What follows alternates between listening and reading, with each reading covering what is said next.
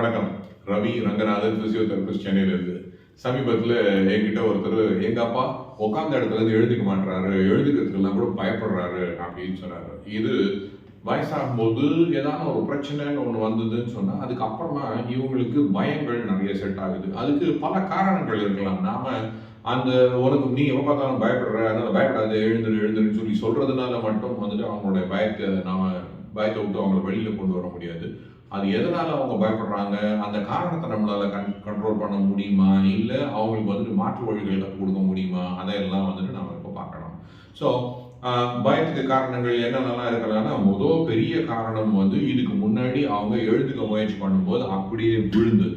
அந்த மாதிரி விழுந்த ஹிஸ்ட்ரி இருக்குது அப்படின்னு சொன்னால் மறுபடியும் விழுந்து விடுவேனோ அப்படிங்கிற அந்த பயம் இஸ் த பிக்கெஸ்ட் காம்பனண்ட். இது என்ன பண்ணுது, ஒரு ஆங்ஸைட்டியை செட் பண்ணிடுது. அதனால இவங்க அதை மறுபடியும் முயற்சி பண்ணுறதுக்கே வந்து பயப்பட ஆரம்பிச்சிடுறாங்க. ஸோ வலுவெல்லாம் நல்லா இருக்கும், எல்லாத்தையும் அவங்களால செய்ய முடியும். ஆனால் அந்த பயம் வரும்போதே வந்துட்டு அதுக்கப்புறமா முன்னாடி போகவே மாட்டாங்க, அதுக்கப்புறமா எழுந்துக்கிறதுக்கு முடியாது அவங்களால.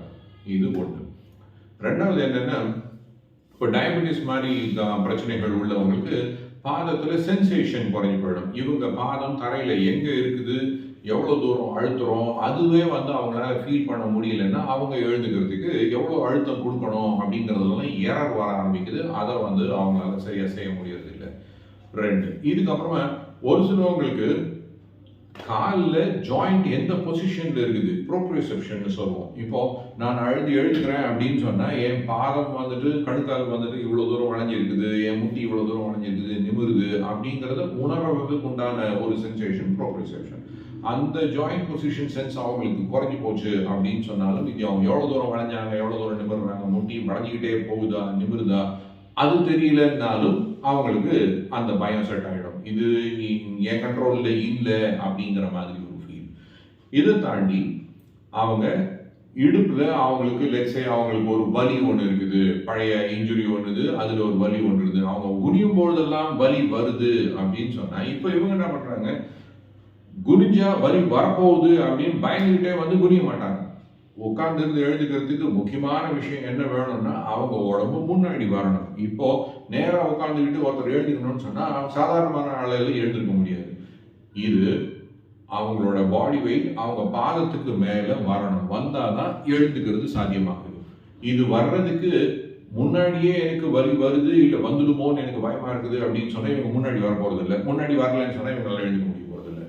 ஸோ வலி இருந்தாலும் இவங்களுக்கு சிட் டு ஸ்டாண்ட் பிரச்சனையாகிடலாம்.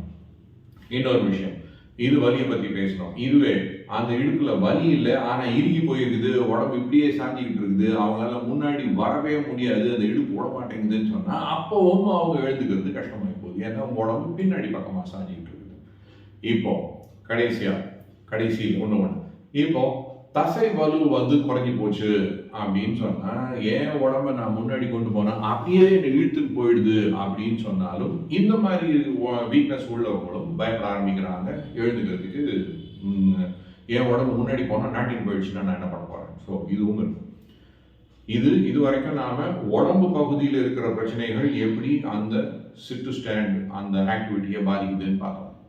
இந்த உடம்பு பகுதி மட்டும் இல்லாமல் நீங்கள் எங்கே உட்காந்துருக்குறீங்க, எந்த தரையில் உங்கள் பாதம் இருக்குது, அதெல்லாமும் மேட்ரு, என்விரான்மெண்ட்.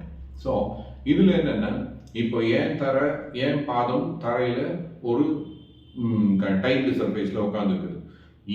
இதுவே வந்துட்டு ஒரு பாலிஷ்டு கிரானைட் மேலே உட்காந்துருக்குறாங்கன்னு சொன்னால் எழுந்துக்கும் போது கால் சறுக்குதுன்னு சொன்னாலும் இவங்களுக்கு வந்து அந்த நம்பிக்கை வராது. என் கால் சறுக்கின்னு போயிடுச்சுன்னா நான் விழுந்துட்டேன்னா அந்த பயத்தை கொண்டு வரும்.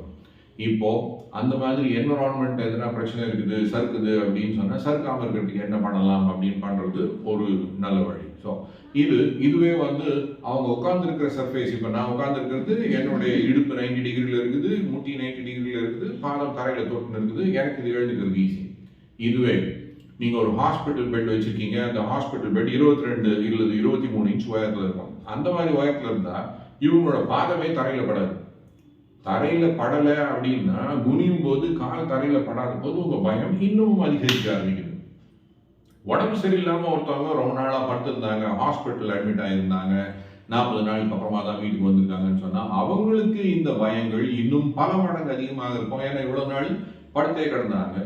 படுத்திருந்தவங்களை திடீர்னு எழுப்பி உட்கார வைக்கும்போது அதுவே அவங்களுக்கு புது பாஷராக இருக்கும். அதுக்கப்புறமா முன்னாடி குனியணுன்றது வந்து ரொம்பவே பயமாக இருக்கும். ஸோ இதையெல்லாம் கவுன்சிலிங், இதுதான் உங்கள் பிரச்சனை, இதை வந்துட்டு நான் பாதுகாப்புக்காக நான் உங்கள் முன்னாடி உட்காந்துருக்கிறேன், நீங்கள் விழாமல் இருக்கிறதுக்கு நான் என்னென்ன பாதுகாப்புகள் ஏற்பாடுகள் நான் செஞ்சுருக்கேன் அப்படிங்கிறதெல்லாம் அவங்களுக்கு விளக்கி சொல்லிவிட்டு அந்த ரீஅஷூரன்ஸ் கொடுத்ததுக்கு அப்புறமா இவங்களை அது என்ன காரணமோ அந்த காரணத்தை அறிஞ்சு அந்த காரணத்தை சால்வ் பண்ணி அதுக்கப்புறமா அவங்களுக்கு ட்ரைனிங் கொடுத்தா then this will be an easy process to get out. என்னன்னே தெரியாமல் திருப்பி பண்ணிட்டு இருக்கிறோம்னு சொன்னால் நம்ம இப்போ டெக்னீஷியன் மாதிரி வேலை செய்கிறோம்.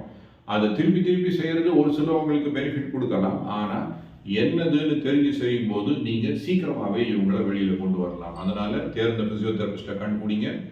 அவங்களுக்கு அதை ஐடென்டிஃபை பண்ணுற முடியுதா அப்படிங்கிறத பாருங்கள். ஐடென்டிஃபை பண்ண முடிஞ்சுது அப்படின்னு சொன்னால் இவங்களால சரியான மாற்றங்களை கொண்டு வர முடியும்.